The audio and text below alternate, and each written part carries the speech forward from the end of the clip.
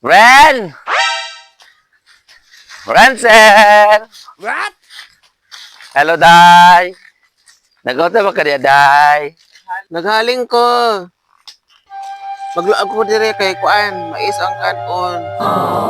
Bisa mangod kaayo kay walay kuryente diri sa ako ang balay. Nagpahiman ako aning payag kay wala pa tay trabaho, di magmantuan sa gitaan eh. Walay kuryente, solar ah. Day, na ako'y gidalasod, Day. Mana ni Day, oh. Kuya po ni mo, oy. Giluto na ako na, para kano na lang. Asa man yung yabianing balay nga, sirado man ni. Ay, abierto raman. Daday, masaka ta, Day.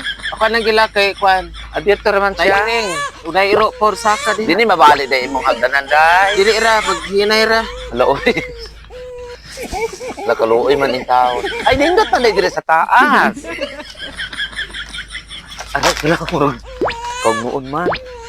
Nindot na siya diri. Nama lagi kay katol diri, Day. Presko ra man ako ang balay diri. Mga ito niya kong katol, Day. Gaanay lagi oy, nagpapandi ako sa mga katol diri, Day. Tara man kay Katol yung gamit diri.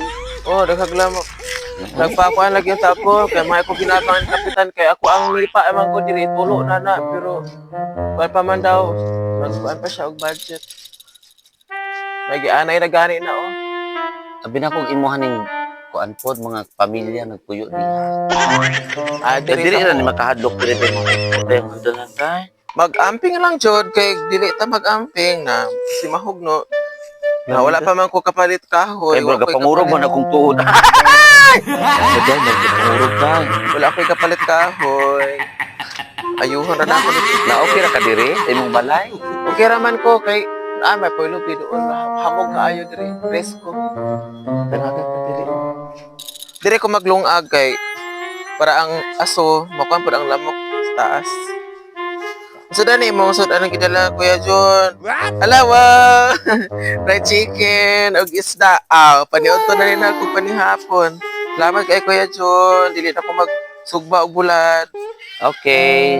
Pasensya na kay maura na ako nakaya sa kuang budget. Sige lang kay ko na ipaabot ni Kapitan ang imong kuan hangyo sa ato. Kung nipa lagi kay gianay na. Di ba Tando man kuan? siya. Di raman day mauyog ko kung magkuan mo diri Dili na.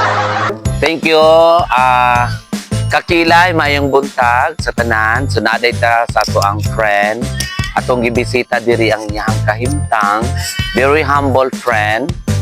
Very humble kaayo siya kay giagwanta jud niya ang iyang kalisod bisan pa man sa iyang balay karon wala niya gimatter kay ang iyang moto sa kinabuhi mentras daw dunay gininhawa doon na daw mga paglaom. So sa atong mga kakilay followers din ha, so ayaw mong kawala sa paglaom kasi ang Ginoo dunay plano para sa tanan. So bisan yun na ang iyang sitwasyon, professional na siya, pero humble ra kayo ang iyang panginabuhi ug sitwasyon kay ang iyang gusto mentras wala pa daw siya nakasulod sa iyang gipangandoy nga trabaho.